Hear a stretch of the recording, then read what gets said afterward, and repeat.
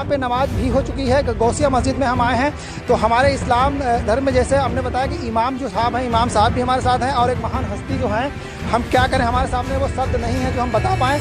लेकिन हिंदुस्तान वालों को ईद उल फित्र की मुबारकबाद देते हैं और तहे दिल से उनका शुक्रिया अदा करते हैं कि जिस तरीके से पिछली मरतबा आपने देखा ये कि रोज़े क्यों रखते हैं। देखिए बड़े बड़े जो हमारे डॉक्टर MBBS हैं, इमामी हजरात रोज़े रखते हैं। रोज़े रखने के बाद में अल्लाह ताला ने एक ऐसा दिन मुकर्रर फरमाया कि गुज़श्ता ज़माने में कुछ लोग ईद अपनी मनाया करते थे, दूसरे नामों से अपने मुल्क हिंदुस्तान के लिए अमन व अमान का पैगाम दिया और जो आपस में मिलकर करेंगे कि ईद मनाने की आखिरकार वजह क्या है। तो हम यहाँ पर अमन व सुकून के लिए दुआ की जाती है। ईद उल फित्र के बाद अमन व सुकून अहले वतन के लिए अमन व अमान का पैगाम है। और बिलखुसूस सभी के लिए पैगाम ये रहेगा कि जिस तरीके से अभी तक हम लोग हिंदू मुस्लिम की एकता करते मज़हब के नाम पर किसी को भी टारगेट ना बनाया है, चाहे किसी मज़हब से वो ताल्लुक़ रखता हो। किसी ख़त्म करते ईद मिल के आइए बने रहे। मैं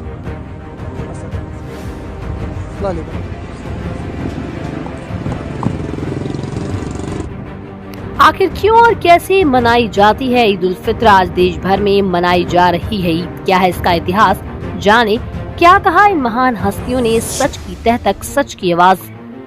जैसा कि आपने देखा ईद उल फित्र की नमाज हो चुकी है और यहाँ पे नमाज भी हो चुकी है। गौसिया मस्जिद में हम आए हैं तो हमारे इस्लाम धर्म में जैसे हमने बताया कि इमाम जो साहब हैं, इमाम साहब भी हमारे साथ हैं और एक महान हस्ती जो हैं, हम क्या करें, हमारे सामने वो शब्द नहीं है जो हम बता पाएँ।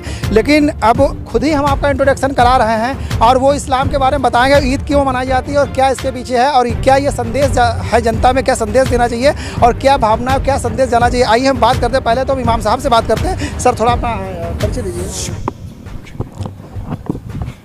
अव्वलन तो हम सबसे पहले तमाम हिंदुस्तान वालों को ईद उल फित्र की मुबारकबाद देते हैं और तहे दिल से उनका शुक्रिया अदा करते हैं कि जिस तरीके से पिछली मरतबा आपने देखा कि ईद उल फित्र मनाने में किस तरीके से मुसीबतें परेशानी आई और हम लोग वबा का शिकार हो गए, लेकिन अल्लाह का फ़ज़ल रहा कि इस मरतबा कोई मुसीबत और परेशानी नहीं रही और हम तमामी हजरात ने रमज़ानुल करीम के मुकम्मल रोज़े भी रखे और आज ईद उल फित्र का महीना भी हमें मैसर हुआ। और आज के दिन हम तमामी हजरात ईद क्यों मनाते हैं, सबसे पहले चर्चा इस पर करेंगे कि ईद मनाने की आखिरकार वजह क्या है। तो हम तमामी हजरात जानते हैं कि जिस तरीके से तमामी हजरात रोज़े रखते हैं, रोज़े रखने के बाद में अल्लाह ताला ने एक ऐसा दिन मुकर्रर फरमाया कि गुज़श्ता ज़माने में कुछ लोग ईद अपनी मनाया करते थे, दूसरे नामों से जाने जाते थे। लेकिन जब हमारे हुज़ूर नबी करीम सल्लल्लाहु अलैहि वसल्लम मदीना तशरीफ़ लेकर आए तो आपने उनको दो ईद यानी ईद उल फित्र और ईद उल अज़हा बयान कर दी और बयान फरमा दिया कि तमामी हजरात को चाहिए कि ये दोनों ईद मनाया करें। इस दिन अल्लाह रब्बुल इज़्ज़त के फ़रिश्ते जो हैं वो आसमान दुनिया पर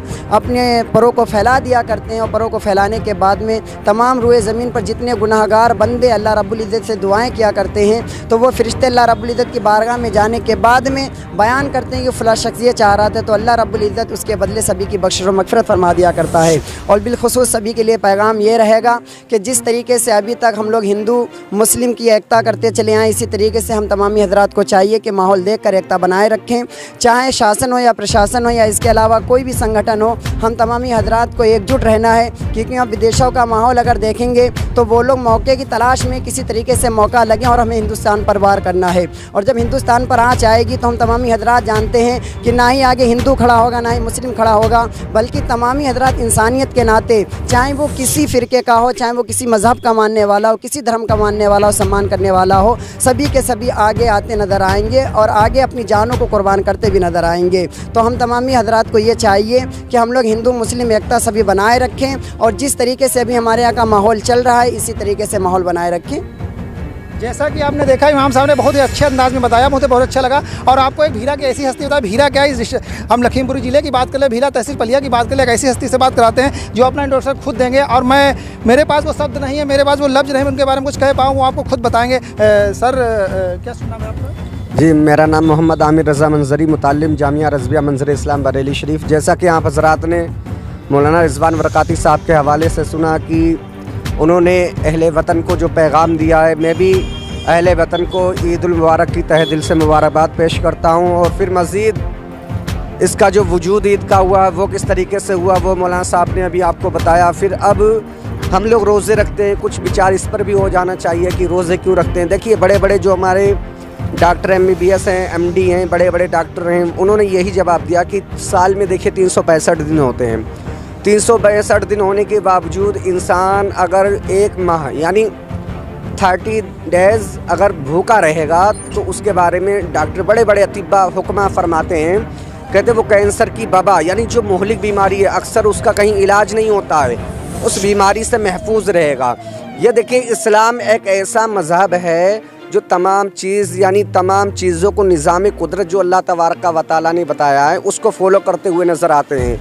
और जिस तरीके से हमारे यहाँ पर अमन व सुकून के लिए दुआ की जाती, ईद उल फितर के बाद अमन व सुकून अहले वतन के लिए अमन व अमान का पैगाम दिया जाता है। इस्लाम असर-ए-नौ शुरू से ही अमान का पैगाम देता हुआ आया है। आज भी हमारे इमाम साहब ने नमाज के बाद अपने मुल्क हिंदुस्तान के लिए अमन व अमान का पैगाम दिया और जो आपस में मेल मोहब्बत भेदभाव जो करते हैं, आपस में मेल मोहब्बत आपस में गले लगकर ये हम लोगों को पैगाम देते हैं कि आपस में जो बुराइयां उनको दूर की जाएं और हमारा जो मज़हब इस्लाम है वो अमन व अमान और सलामती के साथ आपस में मेल मोहब्बत के साथ ज़िंदगी गुजारने का हमको सलीका अता फरमाता है। जैसा कि आपने देखा कि आपने बहुत अच्छे अंदाज में समझाया है कि ईद क्या है, ईद को कैसे मनाना चाहिए और इसका मकसद इसके पीछे क्या है। ये जो गलत धारणाएं किसी के अंदर बैठी है तो उसको निकाल के बाहर की जाएं कि जो शांति का और आपस में और प्रशासन ने जिस तरीके से सहयोग करके ईद का त्यौहार बड़ी अच्छे अंदाज में बनाया है और आज के दिन लोग अपने हिंदू मुसलमान के घर पर आते हैं और अच्छे तरीके से इसको मनाते हैं त्यौहार में। मैं वो भी दिखाऊँगा कि भाईचारा किस तरीके से है, क्योंकि मेरा ये कहना मेरा संदेश भी है कि राजनीति में ना पड़ें, शांतिप्रिय अपना त्यौहार मनाएँ और घर पर रहें, पुलिस प्रशासन की मदद करें। सर और कुछ अंदाज में कहना चाहेंगे हिंदुस्तान के लिए, हिंदुस्तान को एक संदेश देना चाहेंगे? जी, हिंदुस्तान के लिए सबसे बड़ा संदेश यही कि आपस में मेल मोहब्बत के साथ रहें और मज़हब के नाम पर किसी को भी टारगेट ना बनाया है, चाहे किसी मज़हब से वो ताल्लुक़ रखता हो, किसी को मज़हब के नाम पर कोई भी बात लेकर किसी को टारगेट ना बनाया है। क्योंकि देखिए ये हिंदुस्तान है, इसमें शुरू से ही चाहे जब हमारा देश 1947 में आज़ाद हुआ तो तमाम लोग आज़ाद थे, फंडामेंटल राइट में भी यही कानून है, तो हमारा भी हक़ यही है कि आपस में मेल मोहब्बत के साथ, और हम भी यही संदेश देते हैं कि जितने भी मज़हब है, जितने भी अदियान है, तमाम लोगों को मेल मोहब्बत के साथ हिंदुस्तान में ज़िंदगी गुजारना चाहिए। आप बने रहें और अंदाज बता। चलिए हम इस बात को यहीं पे ख़त्म करते हैं, ईद मिल के आइए बने रहें। मैं अस्सलाम वालेकुम।